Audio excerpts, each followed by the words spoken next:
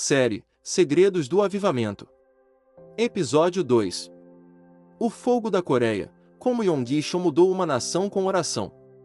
Quando o céu tocou a Coreia. Em um tempo de escuridão, dor e desesperança, uma chama acesa por Deus começou a brilhar em uma terra marcada pela guerra. A Coreia do Sul, devastada por batalhas e assolada pela pobreza, seria o último lugar onde muitos imaginariam que um avivamento global começaria. Mas foi exatamente ali que o Espírito Santo escolheu derramar seu fogo, e usou um jovem frágil, doente e desacreditado para incendiar uma geração. Esse jovem se chamava David Yonggi-cho. Um homem que, ao invés de aceitar o diagnóstico da morte, decidiu orar. E por meio da oração, abriu as portas da eternidade para milhões. O que aconteceu na Coreia não foi apenas um mover local. Foi um sinal: Deus ainda responde à fé ousada. A Coreia antes do fogo. Nos anos 50, a Península Coreana estava destruída. Após a guerra entre o Norte comunista e o Sul democrático, o país vivia em escombros. Famílias inteiras moravam em barracos, a fome era constante, e o futuro parecia inexistente. Era uma nação sem estrutura, sem esperança e, aos olhos humanos, sem chance. Nesse cenário, nasceu um jovem chamado Cho Yong-gi. Ainda na juventude, foi diagnosticado com tuberculose em estágio avançado. Os médicos lhe deram poucos meses de vida. Abatido, confinado em uma cama, e com sua mãe budista tentando animá-lo, parecia o fim. Mas foi ali, no fundo do vale, que a luz da salvação brilhou. Uma jovem missionária cristã passou por sua casa e lhe falou de Jesus.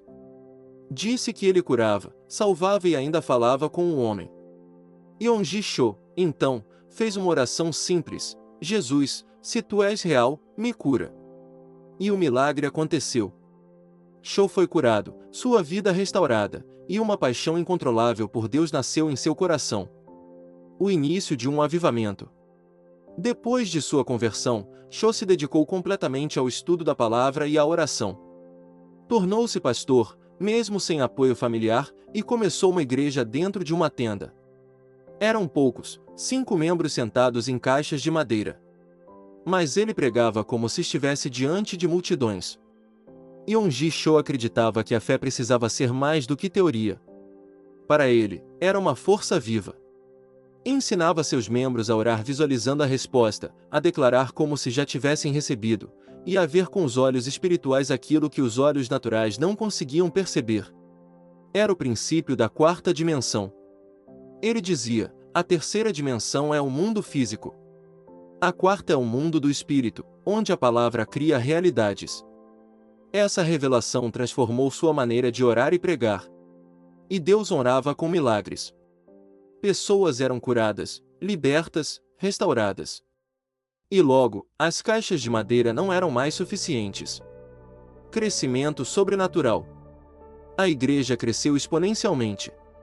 Alugou novos espaços, comprou terrenos, até que foi fundada a Igreja do Evangelho Pleno de Yoido.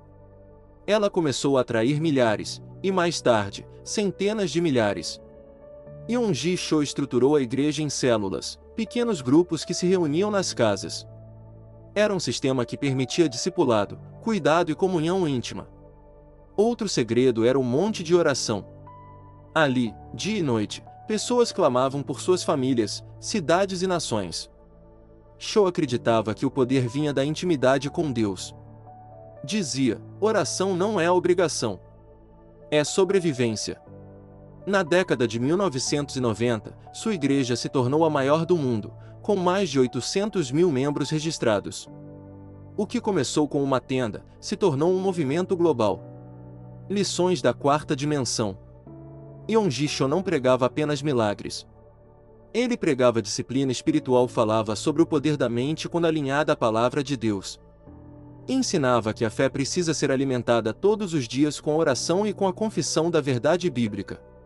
Ele dizia: se você quer ver Deus operar, ore até que sua visão se torne maior que sua dúvida. Fale até que sua fé se torne mais alta que sua dor. Esse era o estilo de vida do avivamento coreano: oração, fé e visão. E seu ensinamento ultrapassou fronteiras. Missionários coreanos começaram a ser enviados.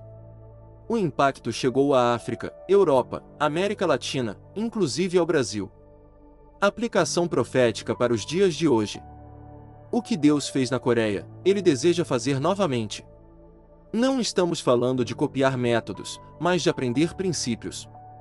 O segredo de Yeongi-sho não era estratégia de crescimento, mas dependência total do Espírito Santo. Hoje, em meio a crises, escândalos e frieza espiritual, o Senhor está à procura de corações quebrantados que o busquem com fé radical. Talvez você se sinta pequeno, fraco ou despreparado, foi assim que Yeongi-sho começou. Mas Deus ama usar os improváveis. Você pode ser o início de um novo fogo. Sua casa pode ser o novo monte de oração. Sua voz pode ser a próxima a despertar a fé em outros. Deus ainda está chamando intercessores, líderes, avivalistas. Você ouve essa voz? Ore agora. Se essa palavra falou ao seu coração, ore comigo. Senhor, eu quero viver o teu avivamento. Acende em mim a chama da fé. Me ensina a enxergar além das circunstâncias. Quero viver pela tua palavra, caminhar pela fé e ser guiado pelo teu Espírito. Usa-me para tocar minha geração. Em nome de Jesus. Amém.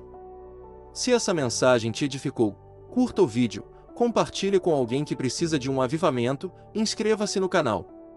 O mesmo fogo que queimou na Coreia, pode queimar hoje em você.